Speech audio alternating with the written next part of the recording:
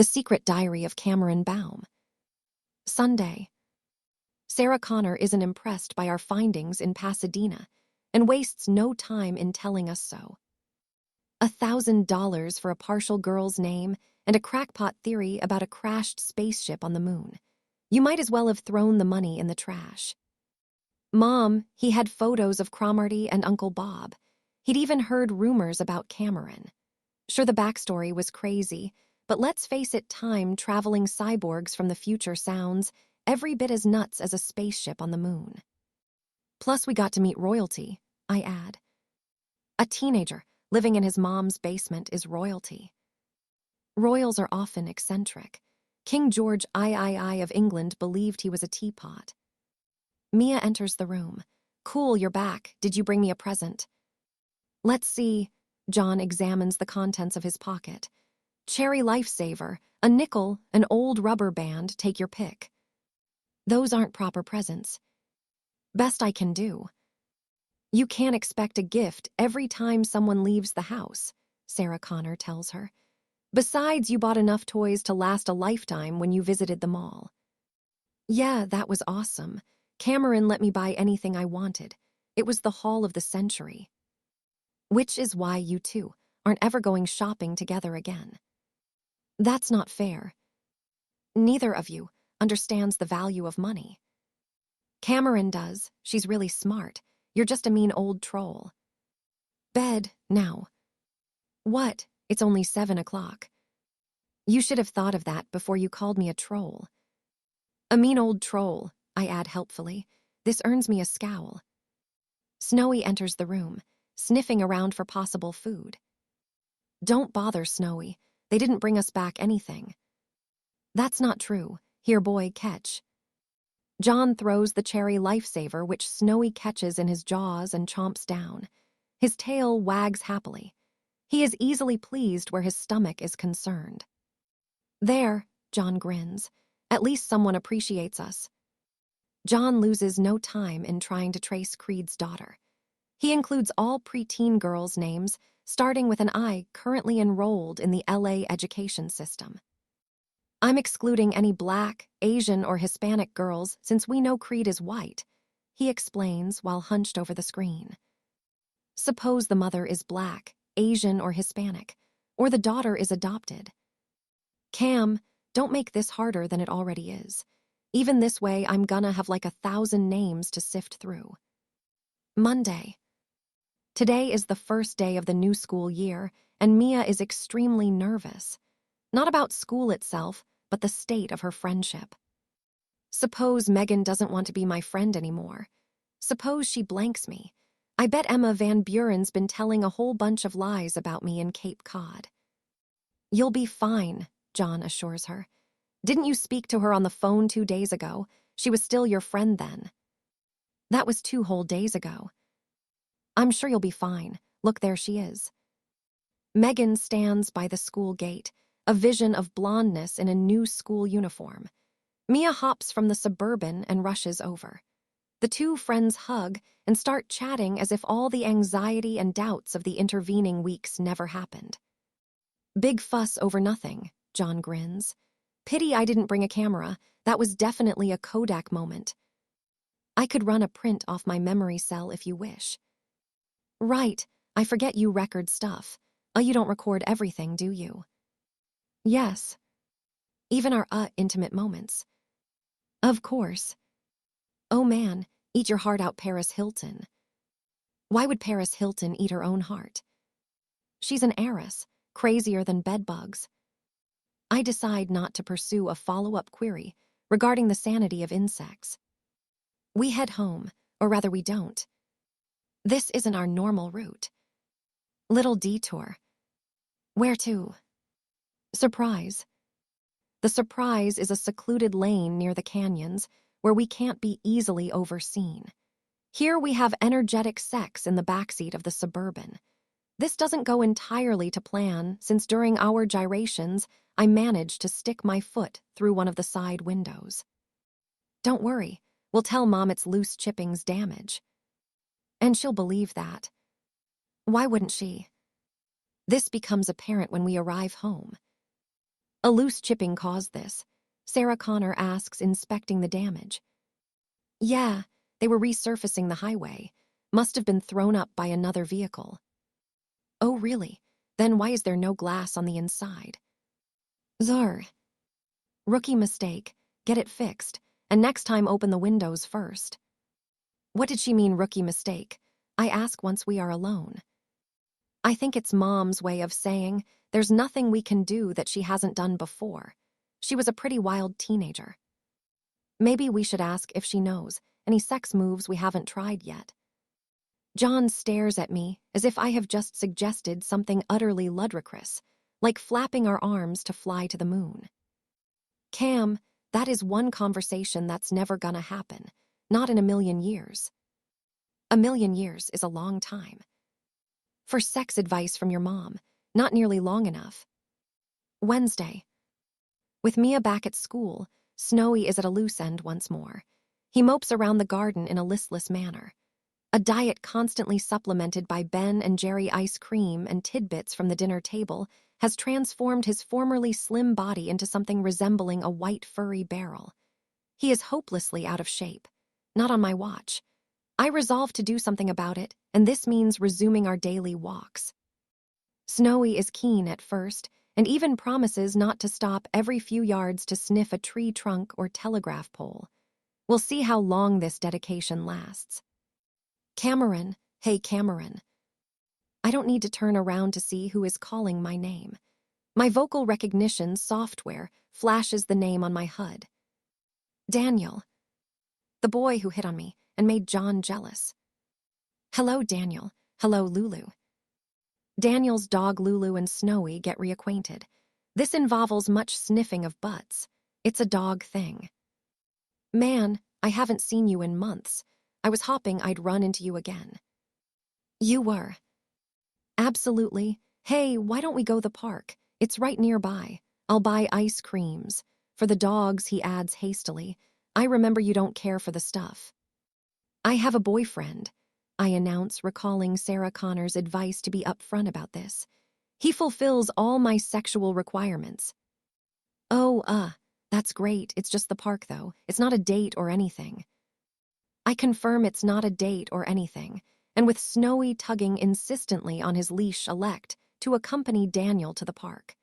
And the wide open spaces will enable Snowy to run off some excess calories. Sure you won't have a lick? Quite sure. Daniel places 2 ice cream cones on the ground, or Snowy and Lulu avidly consume them. They both have terrible table manners. This is nice, Daniel grins, sitting next to me on a bench. Really? They eat like pigs. What? No, I meant this. The park, the sunshine, the company. His grin widens. How have you been? 5 by 5, you. Can't complain. Snowy and Lulu finish their ice creams and then begin barking, bringing each other up to speed with recent events. Hark at those 2 yapping. It's almost like they're talking to each other. They are. Snowy is telling Lulu about his recent brush with death. He is exaggerating slightly, but he was very ill. How come? I explain about the chlorine in the pool and the near-fatal effect it had on Snowy's kidneys. Yeah, I read somewhere chlorine's bad for animals. Course, you gotta have a pool first. You don't have a pool. I live in a 1-bedroom walk-up. The closest I get to pool living is when the water tank overflows. I slowly scan the park, automatically checking for danger even though John isn't here to come to any harm. It's a Terminator thing. Daniel notices my attention lapsing and asks, looking for someone? No. Because it kinda seems like you are. Don't let me keep you. I am wary of undesirables. This seems as much as I can safely divulge. Oh, gotcha. Yeah, you can never be too careful. This park's usually pretty good, though. Only averages 2 murders a day. That's good. He grins. Kidding. I see. Humor. So see any undesirables. The man in the blue wind cheater has a concealed weapon. Right shoulder holster. A pistol. Make unknown. Judging from his relaxed posture and his evident disinterest with the other people in the park, he is most likely an off-duty policeman. Daniel squints in the direction I am looking. Man, how can you tell all that at this distance? I can barely see his jacket's blue. Practice. I am always forgetting humans lack my optical zoom facility. Practice, she says. I'd forgotten how quirky you are. Quirky. It's a compliment, believe me. Snowy notices a trace of ice cream left and makes a further pig of himself by licking the tarmac where some of it melted and ran. Honestly, I can't take him anywhere. I work night shift at a video store on Madison. Did I tell you that before? I access the appropriate memory file. Yes, you mentioned it. Listen, anytime you feel like some entertainment drop by, you can use my employee discount, and I'll throw in a free carton of popcorn. Netflix and Hulu fulfill our entertainment requirements. Netflix is gonna put people like me out of a job. Progress is inevitable. Progress won't pay the bills. No, cash or credit is normally required. Daniel laughs. It seems odd he should find the prospect of destitution amusing. I continue to scan the park. Daniel says, I think that off-duty cop's gone. Anyone else you don't like the look of? The biker in the black leather jacket. He has abrasions to his face and the knuckles of both hands suggesting he has recently participated in a fight. He's 6'6" tall, 250 pounds, and knows how to handle himself. Yeah, I see him. He's a big one to meet him on a dark night. Or on a bright day. The odds of you besting him in a physical confrontation are less than 2%. Meaning he'd beat the shit out of me. I confirm the likelihood of effluent spillage. Bet I could outrun him, though. Doesn't seem to me he's the type built for speed. Sometimes the best tactic is a speedy retreat. Daniel nods. So, you have a boyfriend, huh? Yes. What's his name? John. He's one lucky dude, that's for sure. He doesn't consider himself lucky. Often he feels fate has been particularly cruel. He gets to wake up next to you in the morning. That makes him pretty damn lucky in my book. I make no reply. What does this boy know of John's destiny, or the fact that he has been targeted for termination since before he was born? And then there is the small matter of being mankind's last and only hope for salvation. The lead clock in my HUD begins to flash. I make a pretense of checking the time on my wristwatch.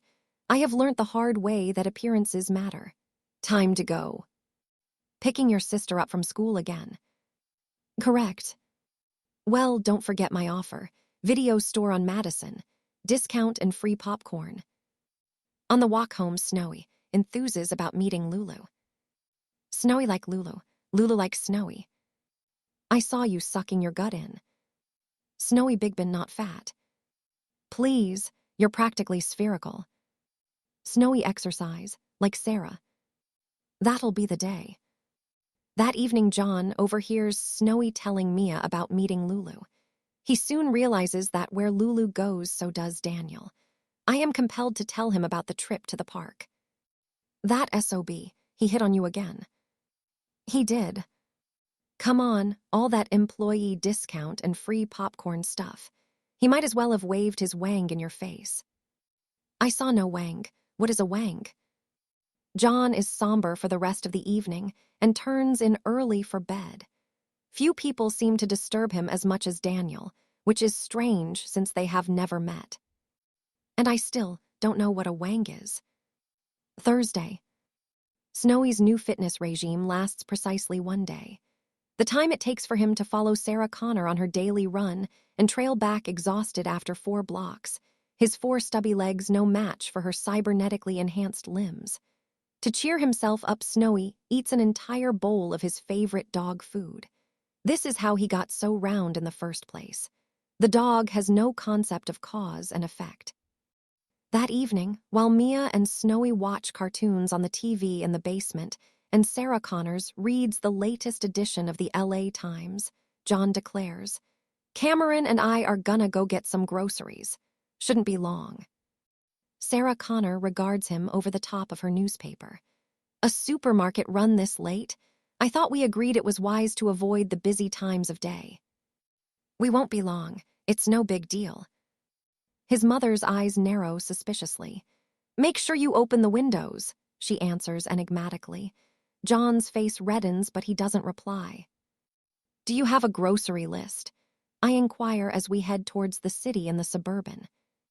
Not going to the supermarket. That was just a ruse. Where then? Little detour.